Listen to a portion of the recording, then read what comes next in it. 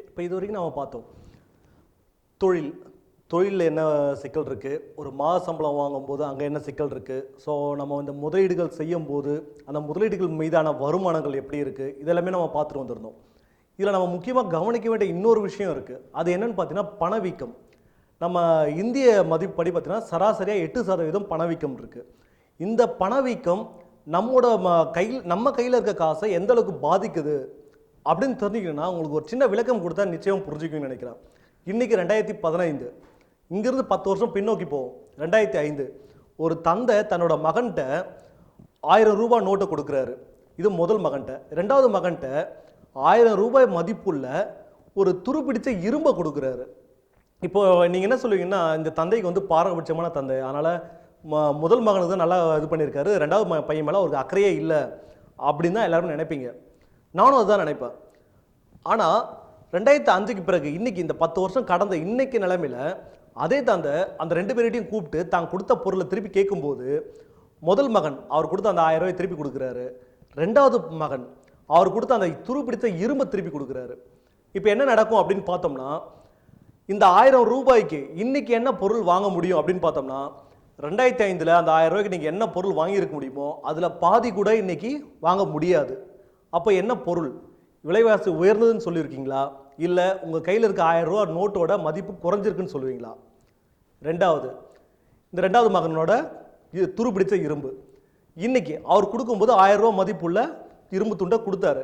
ஆனால் இன்னைக்கு 2015 இன்னைக்கு அவரோட மதிப்பு பார்த்தீங்கன்னா 1500 ரூபாய்க்கு மேலே இருக்கும் உத்தேசமாக. அப்படி நம்ம பார்க்கும்போது பார்த்தீங்கன்னா கையில் வச்சுட்டு இருக்க ரூபா நோட்டு நம்ம கையிலே வச்சுட்டு இருக்கும்போது தன்னோட மதிப்பு கொஞ்சம் கொஞ்சமாக குறைச்சிட்டு வந்திருக்கு. அதே போல் ஒரு பொருள் அவரோட மதிப்பு உயர்ந்துட்டு இருக்கு. இதை வந்து 2 விதமாக சொல்ல முடியும். ஒன்று பார்த்தீங்கன்னா பணத்தோட மதிப்பு குறைந்ததாகவும் சொல்லலாம், விலைவாசி உயர்வுன்னு சொல்லலாம். இதுதான் வந்து இதை நீங்கள் புரிஞ்சுக்கிட்டீங்கன்னா பணவீக்க விகிதம்ன்றது என்னன்றது உங்களுக்கு புரிஞ்சிடும். இது எதுக்காக உங்களுக்கு சொல்கிறோம் அப்படின்னு சொல்லணும்னா, நம்ம கையில் இருக்க பணம், அந்த பணத்தை நாம் சரியான முதலீட்டில், சரியான வருமானம் தரக்கூடிய ஒரு முதலீட்டில் நம்ம முதலீடு செய்யாத வரை நம்ம கையில் இருக்க பணம் நமக்கு தெரியாமல் தன்னோட மதிப்பை இழந்துக்கிட்டு இருக்கும். அது பணவீக்க விகிதத்துக்கு எதிராக நம்ம சக்ஸஸ்ஃபுல்லாக கொண்டு போக முடியாது. நம்ம ஒரு பேங்க்லேயோ இல்லை வேறு எங்கேயாவது வளர்ச்சி தரக்கூடிய ஒரு இடத்துல நம்ம கொண்டு போய் எந்த இடத்துல நம்ம முதலீடு செய்திருந்தாலும் அது பணவீக்கத்தை விட அதிகமான வளர்ச்சியை கொடுக்கணும்.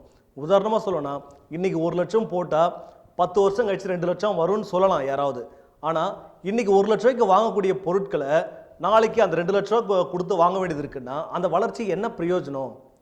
ஸோ அந்த வளர்ச்சி ஒரு வளர்ச்சியே இல்லை. ஸோ அந்த வளர்ச்சியை தாண்டி ஒரு வளர்ச்சி நம்ம கொடுக்கணுன்னா அதுக்கு சரியான இடம் பங்குச்சந்தை. சரியான இடம் பங்குச்சந்தைன்னு சொல்லிட்டீங்க.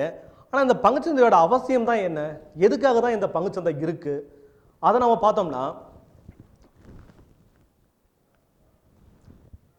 ஸோ இந்த பங்குச்சந்தை எதுக்காக தான் இருக்குது அப்படின்னு நம்ம பார்க்கணும். பங்குச்சந்தைன்னு பார்த்தீங்கன்னா நாட்டோட பொருளாதாரத்தோட கண்ணாடின்னு சொல்லலாம். நம்மளோட இந்திய பொருளாதாரத்தோட பிரதிபலிக்கக்கூடிய ஒரு கண்ணாடின்னு பார்த்தீங்கன்னா பங்குச்சந்தை தான். இதில் எந்த வித மாற்று கருத்தும் இல்லை. இது இந்திய அரசாங்கமே ஒப்புதல் கொடுத்த ஒரு விஷயம். இதில் நம்ம அடுத்து கவனிக்க வேண்டிய இன்னொரு விஷயம்னு பார்த்தீங்கன்னா, இந்திய நாட்டோட பொருளாதாரம் பார்த்தீங்கன்னா GDP, gross domestic product. So இது மொத்த உள்நாட்டு உற்பத்தியோட மொத்த மதிப்பு தான் வந்து நாட்டோட வளர்ச்சி. ஸோ இந்த வளர்ச்சியை கொண்டு வரும்போது என்ன செய்யணும்? இந்த இதோ இடத்துல சொதப்பிட்டோம் போல.